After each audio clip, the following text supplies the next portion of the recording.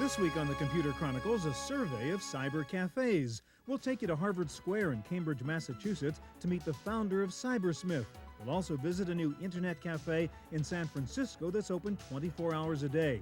We'll show you what there is to do in a cyber cafe. And we'll take you behind the scenes to show you the network that runs this cyber store in Boston. All this and more coming up next on the Computer Chronicles. Computer Chronicles is made possible in part by SoftSource Incorporated, publishers of Pro One software, educational software for young adults. And by Upside, the business magazine for the technology elite. Hi, and welcome to the Computer Chronicles. I'm Stuart Chaffee, and we're here in a cyber cafe. In fact, this one is called Cybersmith, and it's called that because the guy who owns it is named Marshall Smith, and that's the guy over here. Marshall, let me ask you about the cyber cafe thing. Why do people come here? What's the point in a cyber cafe? People come for lots of different reasons. The primary part of it is that people come to learn about the internet. What is it that's happening in technology? Other people come because they're already on the internet, but they're interested in what's new, what's happening, and then they want to be in a social setting. This is a way you can meet other people who are interested in computers, but it's also a way where you and your friends and your family can just come in and play with things. I mean, for example, one of the things I occasionally do is come here to fiddle with a game that I don't want to buy. You can find kiosks here that are loaded with very recent computer games that you can just try out for a few minutes for a few dollars and decide whether or not they're worth the effort. And there are a few things here I've seen and I've said, oh, I'm going to run right out and buy that. And then there are other things where you look at it and go, nope, sorry. All right, so you get newbies here, plus you get technophiles, both kinds of people? Sure. We were amazed at how many technophiles we have. We thought it would be mostly newbies, but the computer literate person is very interested in getting out and seeing what other people are doing. In a place, for example, like this one, has all kinds of very advanced books on the subject and an opportunity for you to try out various kinds of software. But that same thing makes it attractive to somebody who doesn't know what he's doing. You can pop down here, spend a few bucks, play around, see if you like to work on Macintoshes or Windows machines, and it's a good way to sort of get an introduction. All right, now I said one of the reasons people come here is to socialize. I mean, the image of the guy on the net is sort of this loner, just him and his computer. But people actually, I mean, is this a pickup place? You have guys and girls and they meet each other and so on? Well, I think that's the remarkable thing about the internet, is that it takes the world of technology out of the one person, one computer, and opens up the rest of the world to everybody. We were voted the best first date in Boston, so that there is a social atmosphere feeling to it. Or is this kind of a Cheers with terminals? Is that what goes on? Yeah. Well, I guess Cheers, if we could do as well as Cheers, I think we'll be all right. All right, so you do have women come here in addition to men. Now, what do most people do when they come here? In this store, I think the primary thing is that people will sit down at the internet, play with the internet, see what's happening, see what they can find, browse, or some will have a specific purpose. And you got these creativity stations here too. What's that about? That's where you can take a digital portrait of yourself, you can morph it, you can change it around, and then you can print it out on a t-shirt, on a mouse pad. People love that. You get to try software very cheaply. You get to see what other people are playing. You get to look at the books that are on display. And also, sometimes I come here because you can get a really nice cup of coffee. You know, it's really great. It's flavorful and rich and very strong, and it keeps you awake all day long. All right, now you call this a store, so I mean this is really more cyber and less cafe than the usual cyber cafe, isn't it? A cafe, a cyber cafe most often is a cafe that has some internet stations. We like to think of ourselves as a technology store with a cafe to set the atmosphere for the technology. So you sell software, you sell books, you sell all that kind of stuff. Sure. And you sell time on the terminals. Time is our primary product. Yeah. And then we also sell a lot of the t-shirts and the sweatshirts, as I said. All right, now before. if you are a newbie and you come here, you've got these people called technosmiths that can actually give you live, real human help here? The technosmiths will show you around, tell you what's happening in the store, and then when you sit down, they're always around to give you a hand if you need help. We also have one-on-one classes where you can learn about the internet, you can learn about technology. It's kind of a store for all purposes. All right, you got all kinds of terminals here, and I see keyboards and monitors, but I don't see a real computer anywhere here. Why is that? When I first talked with our architect, I said that I wanted it to be as non-intimidating as possible. Hide the CPUs, put the monitors in stained wood, give us cushioned seats, give it a friendly, welcoming atmosphere. And keep people away from those floppy drives, right? You don't want them sticking discs in there. And it seems to have worked. I mean, people really like the store. There are some cyber cafes where they have the CPU, the box sitting right in front of you. For example, the one I mentioned in Chicago, I came there because I could take my floppy with me. I had a laptop at home, and I just take the floppy with me, stick it into their CPU, download my mail. Here, you can't exactly do that because they don't give you access to the box. They don't want you messing with it. So that varies from place to place. Well, now, one of the reasons you come to a cyber cafe is to play with cool new stuff that you can't otherwise see. Well, one thing I'd like to get my hands on is the new 64-bit Nintendo. We're going to play with one here in just a minute.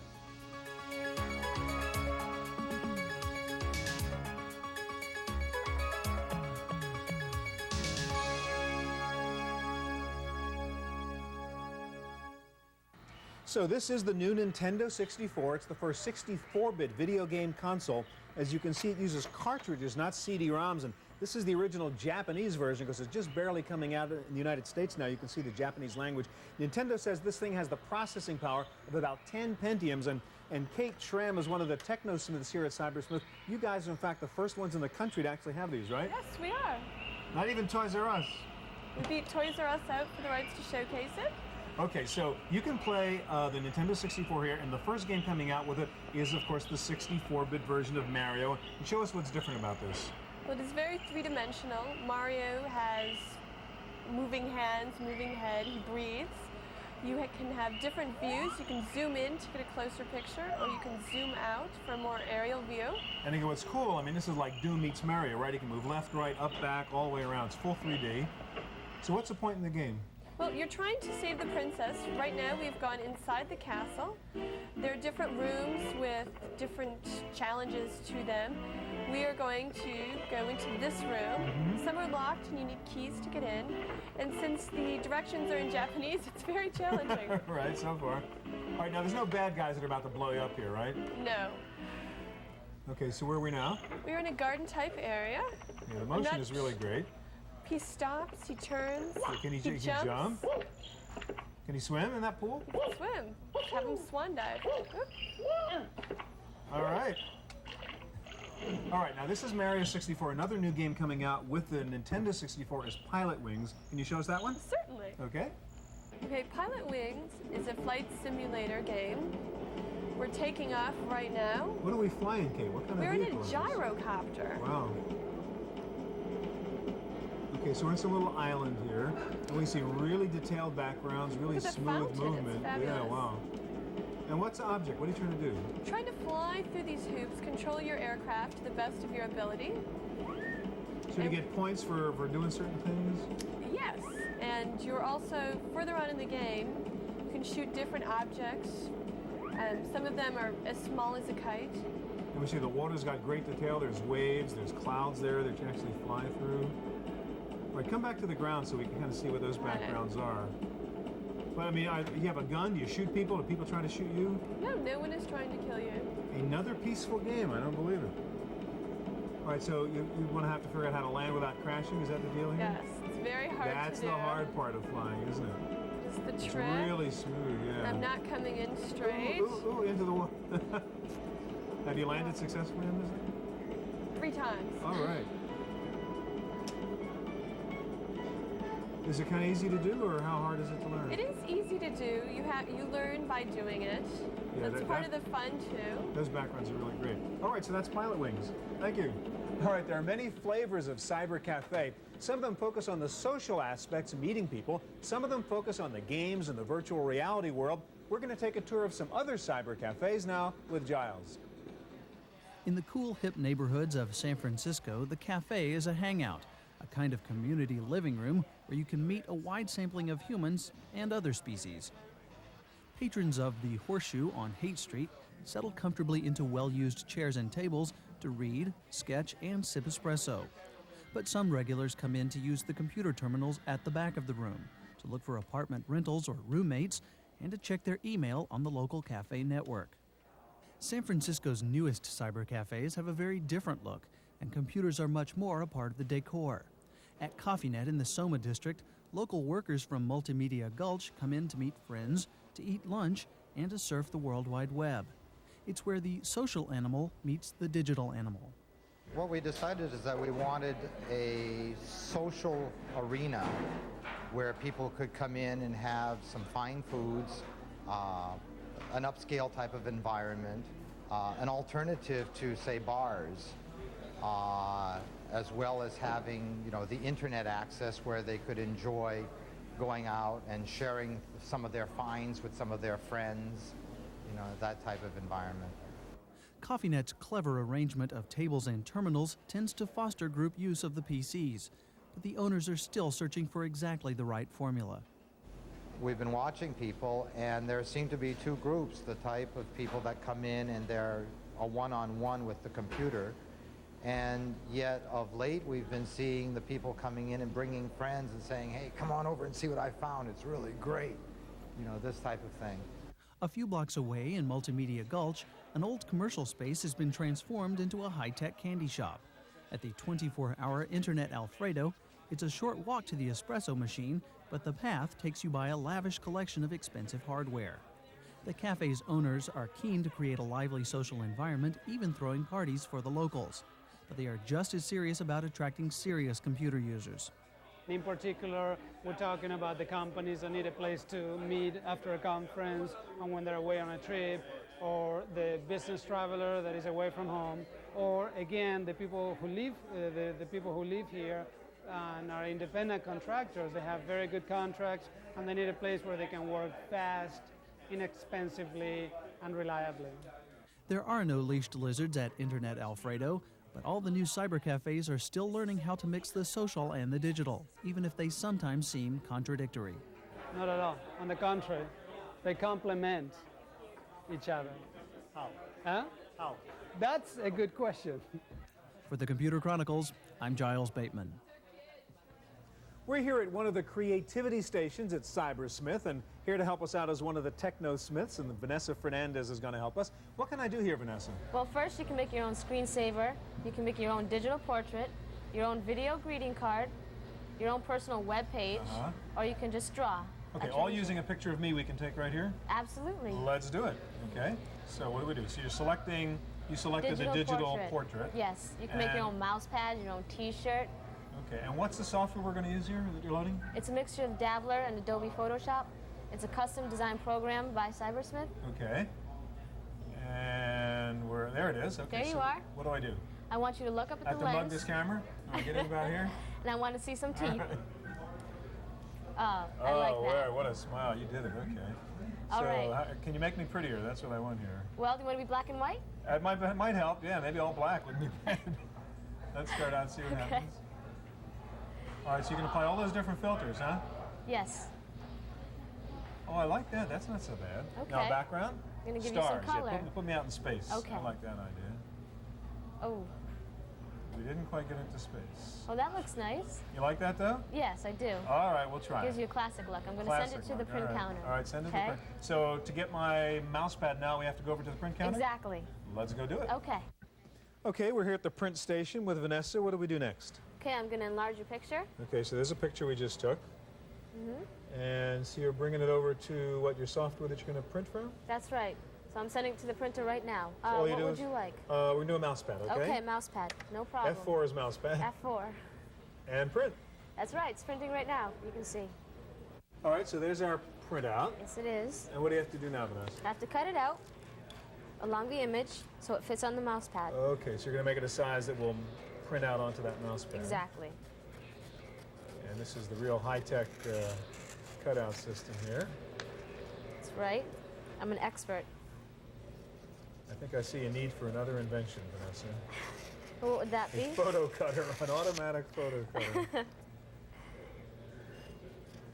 And that's a special kind of paper, huh? Yes, it is. This is all shiny? It's transfer paper. Okay, makes sense because you're going to transfer it to a mouse pad. That's right.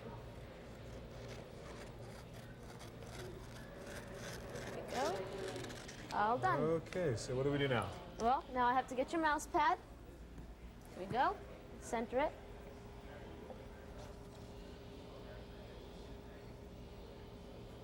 It's going to take a couple seconds. It'll beep, that. And peel it off quick. There we go. It's hot. Ooh, okay, so there There you is my go. mouse pad. Very cool. Very cool indeed. Well, thank you very much. No problem. All right, so how does all this stuff work at a cyber cafe? All these computers are networked, so there's got to be a lot of wires somewhere. When we come back, we'll go to another cyber cafe location and see the guts of the operation.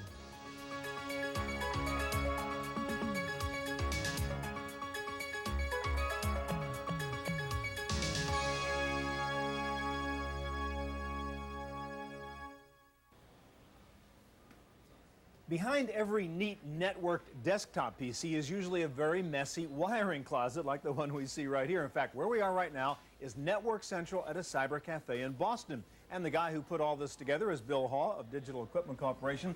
Bill, give us a kind of guided tour. What's the architecture of the network here? The architecture is based on the DECON 900 multi-switch. The unique features of this platform are it's simple, easy to install, and provides fault tolerant and bandwidth. All right, what are the actual components? What are the boxes we're seeing there? Basically, the boxes you're seeing are fault-tolerant power supplies, so the system is never down. You're seeing Ethernet repeaters, which are aimed at connecting every machine here, every computer here, 50, 60 computers, all the virtual reality machines, everything's on the network. That's the nerves. Ethernet switching, which provides a lot of bandwidth for this environment so that I can continue to grow the applications, and internet access through a roundabout router, which provides T1 and ISDN backup. What were the special issues in putting together a network for this cyber cafe environment? And you have to kind of make it idiot-proof because you don't know who's going to be using these terminals? Well, we don't think there are any idiots coming here. We think they're curious users. And so that means that they're interested in exploring things. They're interested in exploring the software environment of the internet and on the PCs and Macintoshes. That means Cybersmiths pays attention to the software environment to keep it clean and make it reliable. It has to provide service all the time because users expect that when they come in. We pay attention to providing them features in the network products should that somebody unplug a wire, one of those curious users, that won't perturb other users on the network. Or you're talking about the curious user. What about the guy who may have a little hacker instinct in him, comes in here, sits down at a terminal? Can he get inside and do damage to the network or to somebody else's terminal? The network is viewed as a utility here, so that that can be managed and controlled by the Cybersmith staff, but that users on the network wouldn't perturb the facility. In the same way, you don't expect your telephone to be able to crash the phone network. Okay, thank you very much, Bill. All right, that's a look at the network. One thing we haven't looked at yet is the virtual reality here at a cyber cafe. That's really one of the cool things where you put on the goggles and go gaming in a virtual world. We had Giles check that out. Sitting in front of a computer game can be exciting if you stretch your imagination, but it's only a two-dimensional experience. The next step for the serious game player is to break through that barrier into 3 dimensions. And some of the new simulation and virtual reality systems do just that. The Experience system from Ferris Productions is a VR simulator featuring a specially designed chair that creates a sensation of floating. The headset is more of a sensory device than a game environment as players travel through different surroundings enhanced by 3D sound effects and synthetic odors. The more traditional VR headsets, like this Virtuality Viewer, still rely on shoot-to-destroy games, and they are still very popular. All right, you're going to be stuck in a video game. This game is called Missile Command. What it is, the missiles are falling from the sky, and you want to shoot them before they hit the ground. All right, you have unlimited lasers, but you only have 10 missiles, so you want to use those cautiously. So here's the gun. What you want to do is hold this down the whole time. These are your lasers.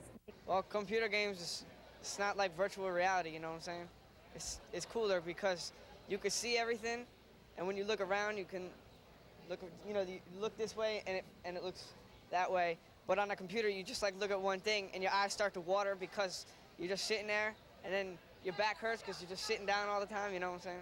Sports simulation games use a different approach by adding the physical sensation of movement. Alpine Racer, a ski simulator, uses glow shading to add fog, ice, and snow over the 3D graphics. As in real life, players must use the edges of their skis to maneuver the turns. Still, there are a few subtle differences. I think the slopes are slightly more intense in this video than they are in life, and actually they go by faster. It seems faster, actually. It's not as cold. I've never skied before, so this is my first time to play the game, and I think basically it's easier to control. Picture-perfect golf relies on thousands of photographs from courses around the world to bring the feel of the outdoors indoors. The game's electronic golf club reproduces the weight and feel of an outdoor club, and virtual golfers play directly to the screen, not through an animated figure.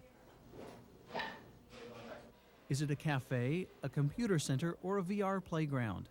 That may be the biggest question facing cybercafe owners and visitors. But until customers show a clear preference for one or the other, cybercafes may have to offer a taste of all three.